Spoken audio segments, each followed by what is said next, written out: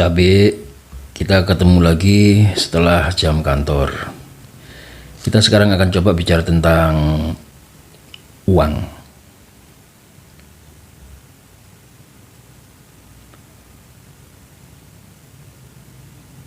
Manusia untuk memenuhi kebutuhannya awalnya mengambilnya dari alam, segala sumber daya di alam. Tetapi kemudian mereka juga melakukan pertukaran dengan sumber daya milik orang lain. Sistem itu namanya barter. Jika si A punya beras dan dia butuh kayu, maka dia akan mencari seseorang yang punya kayu dan sedang butuh beras. Tetapi prinsipnya kemudian tidak sesederhana itu, ada ukuran-ukuran tertentu, sehingga kemudian barter dirasa tidak efektif lagi. Mulailah manusia kemudian mencari lagi sebuah benda-benda dari alam, material-material dari alam yang bisa dijadikan sebagai alat tukar. Awalnya bisa berupa kulit kerang atau kulit binatang, kulit pohon, atau potongan-potongan logam. Seiring bertambahnya populasi, manusia semakin sadar perlunya sebuah benda yang dijadikan alat tukar atas kesepakatan bersama. Alat tukar itu awalnya berbentuk emas dan perak. Mengapa emas dan perak? Emas dan perak adalah logam yang tidak mudah hancur, tidak berkarat, dan bentuknya sangat menyenangkan, sangat kinclong sekali. Kemudian seluruh dunia menjadi terpecah. Ada yang menggunakan emas sebagai alat tukar, ada yang menggunakan perak sebagai alat tukar, dan ada yang menggunakan emas dan perak sebagai alat tukar. Persia menggunakan emas dan perak sebagai alat tukar. Ketika pengaruh Persia masuk ke India, India menggunakan ukuran takaran dari perak Persia sebagai alat tukarnya. Perak dalam bahasa Sanskerta disebut rupi. Maka istilah rupi diadopsi menjadi istilah atau nama dari mata alat tukar India, yaitu rupiah. Ketika pengaruh India masuk ke Indonesia, Indonesia masih menggunakan dua alat tukar, emas dan perak. Tetapi lebih banyak menggunakan perak. Maka perak, rupiah menjadi rupiah. Sehingga tidak heran sampai sekarang kita masih sering menyebut istilah rupiah dalam menanyakan atau mengatakan harga sebuah barang. 10.000 perak, 5.000 perak, 25.000 perak, dan seterusnya. Sementara orang Romawi menggunakan emas. Emas Romawi, alat tukar Romawi disebut dinari.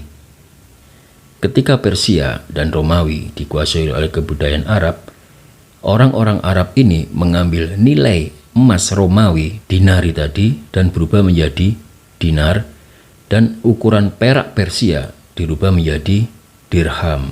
Dinar dan dirham digunakan sebagai alat tukar dari abad ke-8 hingga abad ke-13, abad dari dinasti Abbasiyah. Abad-abad ini adalah abad-abad ketika ilmu pengetahuan menjadi panglima, sehingga membuat dunia Islam menjadi peradaban yang sangat maju di zamannya. Di zaman Harun al-Rasyid, Baghdad merupakan kota untuk orang yang kaya raya. Emas dan perak bertebaran di semua tempat. Penduduknya rata-rata mempunyainya dalam jumlah yang banyak. Sebagian mereka simpan di rumah, sebagian mereka bawa bepergian untuk belanja. Lama-kelamaan, cara ini menjadi kekhawatiran juga bagi orang-orang kaya itu. Disimpan di rumah, takut dicuri, dibawa bepergian, takut dirampok. Akhirnya ada sebuah kesepakatan bersama untuk menitipkan emas dan peraknya kepada tukang emas.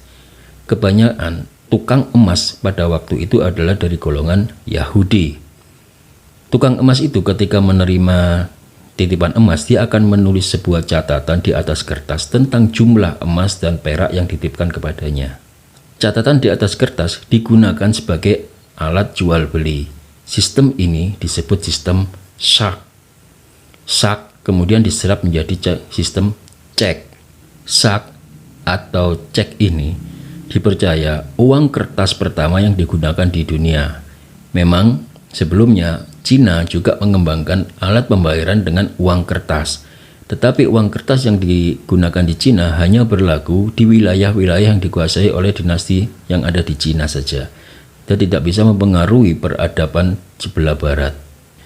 Sistem sak atau cek ini semakin populer dengan keberadaan perang salib. Selama 200 tahun, prajurit-prajurit perang salib yang akan menuju ke Yerusalem pasti melewati pelabuhan-pelabuhan yang ada di Italia. Di pelabuhan-pelabuhan itu terjadi pertukaran antara kebudayaan timur dengan kebudayaan barat, kebudayaan Islam dengan kebudayaan Eropa.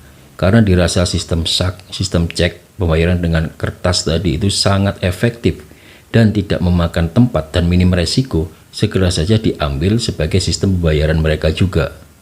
Di Eropa, uang kertas itu merubah sebuah kebudayaan, yaitu kebudayaan feodal, dan dirubah menjadi kebudayaan merkantilisme atau kebudayaan pedagang. Proses perubahannya adalah seperti ini.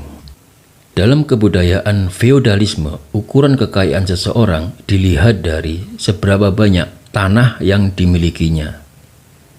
Raja adalah orang paling kaya di kerajaannya karena semua tanah itu adalah milik raja. Oleh raja, tanah-tanah itu dibagikan kepada bangsawan-bangsawannya, kepada pangeran-pangerannya. Bangsawan dan pangeran ini mengolah tanah milik raja. Sebagian hasil dari olahannya diberikan kepada raja, sebagiannya dipakai sendiri. Kemudian datang ketika Eropa dilanda oleh wabah hitam atau Black Death, penyakit pes yang dibawa tikus.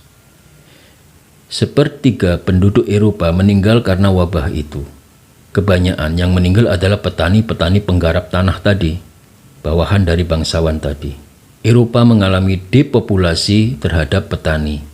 Petani yang tersisa, yang menggarap tanah, menolak menerima pembayaran berupa bagi hasil bumi yang mereka kerjakan, tetapi mereka minta pembayaran berupa emas atau uang kertas. Sementara uang kertas hanya dimiliki oleh kaum pedagang. Raja dan bangsawan kebanyakan tidak memiliki emas dan tidak memiliki uang kertas. Raja dan bangsawan kemudian meminjam kepada pedagang itu uang kertas untuk membayar petani-petani penggarapnya. Dari proses itulah perlahan-lahan merkantilisme menggeser kaum feodal. Ketika kaum feodal tadi disebutkan bahwa ukuran kekayaannya adalah berdasarkan dari jumlah tanah yang dimiliki. Ketika zaman merkantilisme, ukuran kekayaan seseorang dilihat dari berapa banyak jumlah uang kertas yang dimiliki. Uang kertas yang dimiliki adalah jaminan dari emas yang dimilikinya.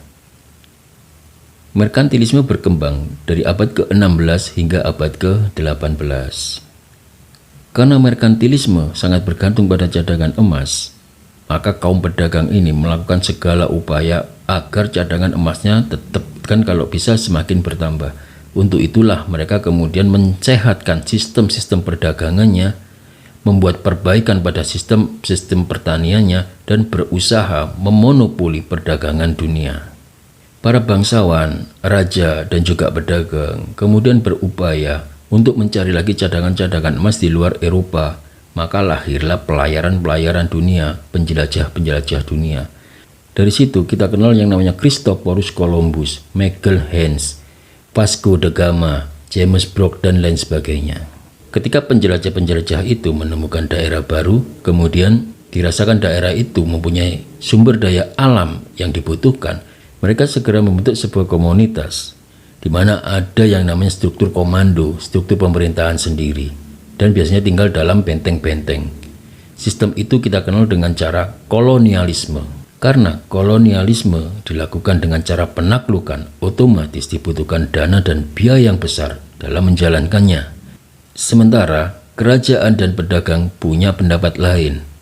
Pelayaran-pelayaran, penjelajah-penjelajahan, kolonialisme itu sendiri dirasakan masih bersifat gambling, masih bersifat berjudi. Bisa kalah, bisa menang. Bisa berhasil, bisa gagal. Apabila berhasil, ya syukur alhamdulillah. Tapi apabila gagal, ini yang harus kita antisipasi. Antisipasi dari kerajaannya adalah dia tidak mau mengeluarkan emasnya dalam pembiayaan pelayaran itu. Dia pinjam kepada pedagang. Pedagang sendiri juga tidak mau mengeluarkan emasnya. Sebagai gantinya, mereka mengeluarkan syak tadi, cek tadi, uang kertas tadi. Sehingga ketika terjadi kegagalan dalam penjelajahan, emas kerajaan masih utuh dan emas pedagang juga masih utuh.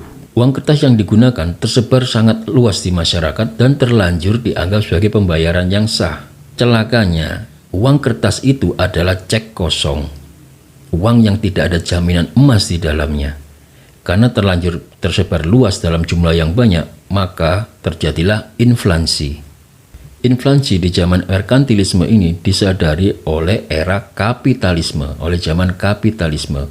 Zaman kapitalisme mencoba menyehatkan kembali dengan melakukan era revolusi industri yang terjadi pada tahun 1760 hingga 1840.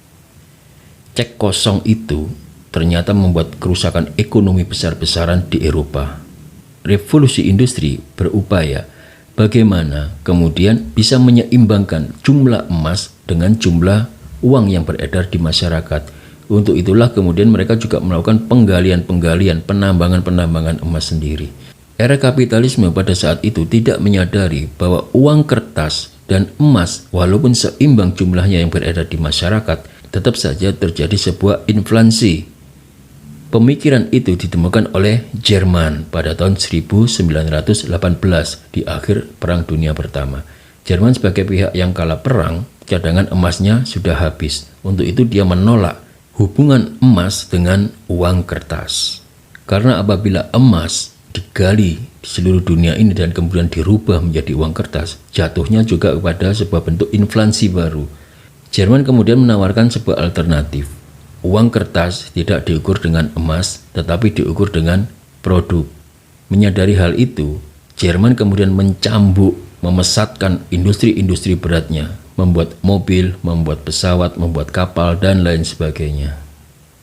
Jerman juga berpendapat, sebesar apapun, sebanyak apapun uang kertas yang ada di masyarakat, selama ekonomi masyarakat itu sehat, maka juga akan tidak terjadi inflasi. Ini terbukti ketika di tahun 1920-an terjadi sebuah zaman yang namanya zaman Meleise, kata orang Belanda, dan kalau istilah kita zaman meleset. Inflasi besar-besaran melanda Eropa.